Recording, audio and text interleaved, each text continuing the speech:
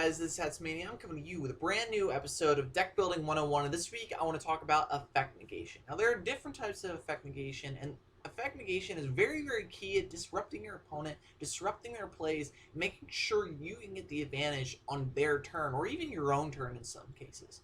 So, as I said, there are a lot of different ways. I have 5 examples up here for you guys to see. The first one being Effect Veiler. This is one of the more expensive cards in the game, especially right now. I mean, if an ultimate version, ultimate rare version of Effect Veiler goes for anywhere from $30 to $40 right now, and it's still a good card.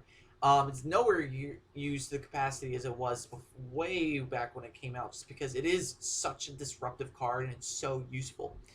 Divine Wrath, another card that used to be much more popular, and it's actually going to be usurped by another card called Solemn Notice that's coming out in Breakers of Shadow, just because you don't have to discard, and Solemn Notice is just an amazing card. Life points are easier to spend than giving up hand advantage, so Divine Wrath is on the verge of being on the way out a little bit, but as of right now, it's still pretty useful and does have its uses.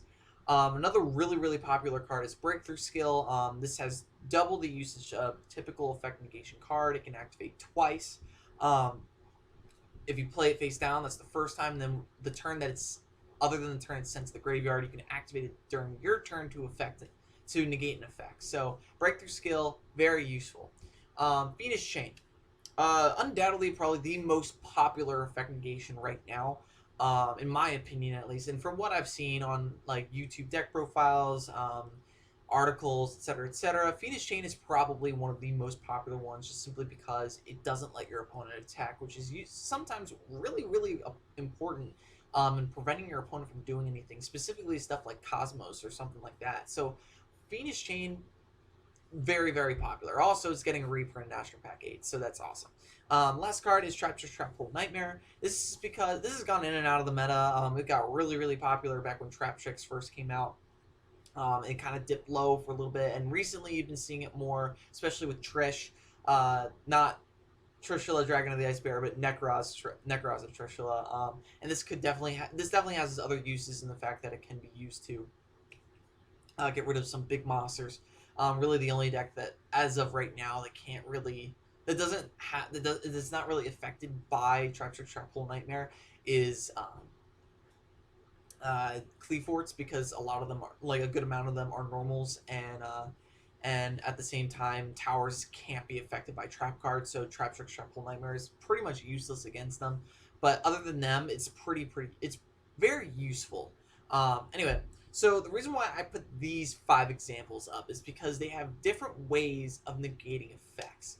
I put Effect Veiler and Divine Wrath together because they both kind of do the same thing in regards to your hand. They just do it in slightly different ways. Effect Veiler is a hand trap. If you don't know what a hand trap is, it's basically a card you can activate from your hand whenever in response to whatever you can. Snow Ogre and Ghost Rabbit is probably one of the most expensive hand traps right now. It can go for around $70 right now, so that's ridiculous. And that is somewhat of a form of effect negation, but it's more focused towards destruction than actually negating the effect, similar to MST versus something like Solemn Warning or something like that. But anyway, Effect Veiler, basically what he does is, if during your opponent's turn, specifically during their main phase, you can send him from your hand to the graveyard and target one face-up effect monster your opponent controls and negate that opponent's face-up monster's effect until the end phase. Now, there are ways to get around Effect Veiler. You can activate Book of Moons, set the monster, flip it face up, if you want to activate that monster's effect that turn. And usually that's the case for a lot of cards, but that's like, you wouldn't want to use Book of Moon to just do that unless you are on the verge of winning. You really don't care. But and you really don't care. You don't think your opponent has a response, which isn't always the best case. Best thing to do, obviously, because you never know, your opponent might have a response like Effect Veiler. So Effect Veiler, very useful. But the problem with Effect Veiler is that it actually is a sort of a psychological killer. And what I mean by that is, when you have if you have 2 cards in hand, that kind of lets your opponent know that you have at least one card in your hand that you can really use during your next turn. If you ditch Effect Failure, your opponent knows that you only have that one card in your hand, and you're only going to get typically one more card to draw, and you're only going to have 2 cards next turn. If Effect Failure is the only card in your hand, you have to top deck the crap out of your deck in order to make any sort of comeback. So Effect Failure can tip your opponent off to what you have, and whether or not he can have the ability to finish you off that turn, or he or she has the ability to finish you off if for whatever reason you are able to stop them that turn. Next card, Divine Wrath. Now this one is probably the least popular form of effect negation in this entire lineup. I've used this card in decks such as UA Volcanics simply because the discard 1 card is very beneficial for the deck. Getting cards in the graveyard is very good. Typically, discarding 1 card is not. And the reason why is because you're losing hand advantage. Also, if you don't have cards in your hand, you cannot activate Divine Wrath, and that's the problem with the card.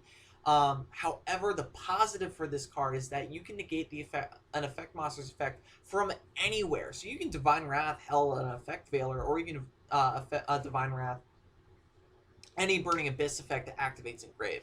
So Divine Wrath definitely has its uses, definitely has had some play. So Divine Wrath is very useful.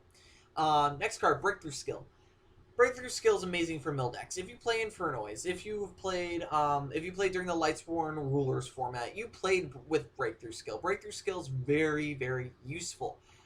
It's a lot of uses because of the fact that just because you send it to the grave doesn't mean it's unusable. A lot of cards you're seeing pop up recently that are able to really be utilized because they get sent to the grave. One of the most popular ones, of course, being Galaxy Cycle, and the fact that you can destroy a card on the field, even though it's not in your hand or on the field, like the card itself is not in your hand or on the field, is very, very useful.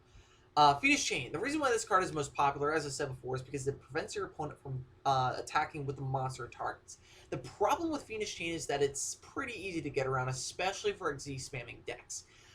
Phoenix Chain, if your opponent is not smart, they'll Phoenix Chain something that will not really hurt you, especially if you're playing something like a Perform Mage or a Clownblade Engine. It's very easy to get around Phoenix Chain because you just use the monster to overlay, and suddenly they have an unusable space in their spell and trap card zone. And if they activate multiple Phoenix Chains, that could be pretty disastrous later on. A lot of decks that play heavy back row may or may not use Phoenix Chain. Teller Knights do. There are some variants that do. There are some variants that use Breakthrough Skill. These are undoubtedly probably the most popular ones right now. Phoenix Chain definitely has the edge, though. This card, however, is a little bit more useful for decks that don't play heavy back row. It's simply because they have the spell and trap card room on their field, and it doesn't really matter if they lose that space. Decks like Teller Knights that need that heavy back row, decks like Trap Tricks that need that heavy back row, like Phoenix Chain is not the best card for them, just simply because they need that space for other decks. Artifacts as well. If artifacts are ever a threat, Phoenix Chain may not see as much play in that deck as you would think, just simply because there is that danger of it becoming a dead card in your spell and trap card zone that you can't get rid of. The last card I want to talk about is Trapster's Trap Hole Nightmare. This card is great. Basically, this has nothing to do with when that monster is summoned. So you can get around the if Jinlock was still a thing, this was a way to get around it. If like Trishula is still a thing, this is a way to get around it. Any monster that's special summoned that has an effect, this card can get around it. There are very few monsters that you special summon now that have an effect. Probably one of the most popular ones is Gem Knight Pearl. It's a 2600 beater. That's a normal Xyz monster. There's not a lot of them. And Trapster's Trap Hole Nightmare that's one of the few cases in which this card is not usable. Again, it's a very rare case because Pearl is not really used anymore. It was a lot more popular when Phoenix Chain was at its height. Phoenix Chain is no longer at its height. It was way more expensive a while ago, but Pearl, yeah, cards like Pearl aren't really used anymore. There are decks that can get around this card, such as Ignites, for example, just because they use a lot of normal cards. But you don't really see normal monster cards, but you don't really see this card die out of play because the majority of the meta is a lot of special summoning and a lot of effect monsters. However, the problem with this card, of course, there's always a problem, is that if that monster doesn't activate its effect the turn it's summoned, Trap Trick Trap Hole Nightmare is pretty much useless. If your opponent's monster's effects don't happen until the end of until like the next turn, or they don't need that effect until their next turn, such as for example, if they decided to special summon a what's it called, a Cosmo Farm Girl, and they were somehow able to get around the banishing effect from no, not even the banishing effect from E-Telly. They were able to special summon it from a Slip Rider or a Forerunner or something along those lines. You don't need to activate Farm Girl's effect necessarily the turn that it's summoned, so you just have to rotate it, and then suddenly the Trap Trick Trap Hole Nightmare isn't as useful as it was. A lot of decks don't play more than one of this if they play it. There are very rare cases in which two may be warranted, but again, one is usually the case. Anyway, circling back to the meta, the reason why effect negation is so key is that getting rid of effects is disruptive. A lot of decks right now are very heavily reliant on cards that can do more than just attack, that have other purposes. What are they called? Shaddolls. They have a lot of utility just because they have a lot of effects on field as much as they do in the grave. So they are very, very useful, and that's why Shaddolls are so good, along with cards like decks like Burning Abyss, because they have a lot more utility than just on the field. That's why effect negation is so useful, because if they are able to respond in some way to whatever, or create a chain, or create some sort of chain of events, not necessarily an actual chain, but like a series of events that could cause them to win the duel that turn, effect negation is key. Now there are decks coming out such as Monarchs that it doesn't really matter that you negate the effect of one card. You have to be able to negate the effect of multiple cards, but in order to shut them down.